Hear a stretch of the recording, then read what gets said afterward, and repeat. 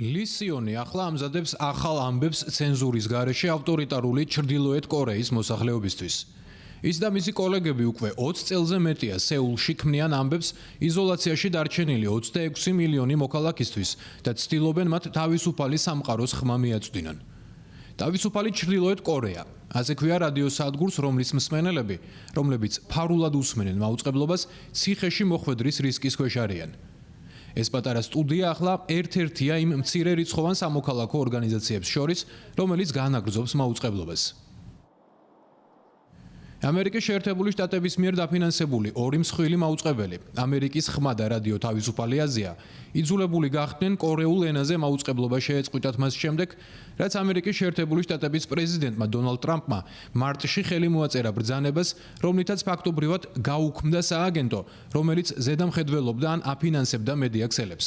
ამან გამოიწვია ის, რომ ჩრდილოეთ კორეის მიმართულებით გარე რადიო მაუწყებლობის მოცულობა 85%-ით შემცირდა.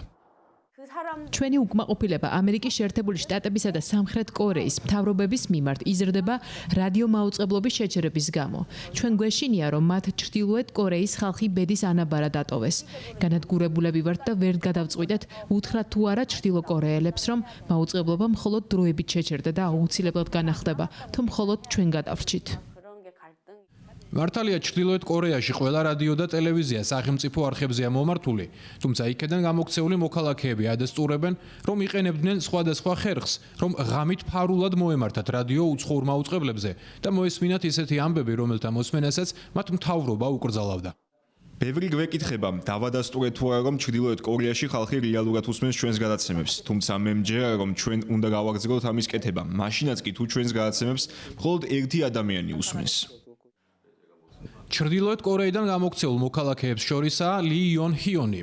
მან ახლახან შექმნა ვებგვერდი და მობილური აპლიკაცია კორეულ ენაზე ინფორმაციის გასავრცელებლად. ეს პლატფორმა ძირითადად განკუთვნილია საზღვარგარეთ მცხოვრები მოქალაქეებისთვის, რომლებმაც ჩრდილოეთ კორეიდან გაქცევა მოახერხეს და გლობალურ ინტერნეტზე წვდომა აქვთ. ჩვენ არ ველით, რომ პუბლიკა, რომელიც ჩვენს კონტენტს იხილავს, აჯანყდება და ჩრდილოეთ კორეის მთავრობას დაამხობს. თუმცა, თუ ჩრდილო კორეელები გაიგებენ, რომ არსებობს საოცარი სამყარო, სადაც მათ შეუძლიათ თავისუფლებითა და უფლებებით დატკბდნენ, მაშინ ჯერა რომ ჩვენი კონტენტის მიზნები მიღწეულია. ვინაიდან ისინი საზღვარგარეთ იმყოფებიან, მათთვის საინტერესო იქნება კაპიტალიზმის შესახებ საბაზისო ინფორმაციის მიღება. მაგალითად, თუ რა არის აქციები და ბიტკოინი. ამიტომ ჩვენ გეგმავთ მივაწოდოთ მათ ინფორმაცია, რომელიც დასჭირდებათ და საინტერესოდ ჩათვლიან.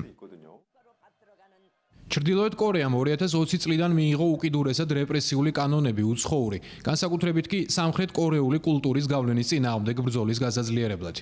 კანონი ითვალისწინებს 10 წლამდე თავისუფლების აღკვეთას უცხოური ფილმების ან მუსიკის მოხმარებისთვის, შენახვისთვის ან გავრცელებისთვის.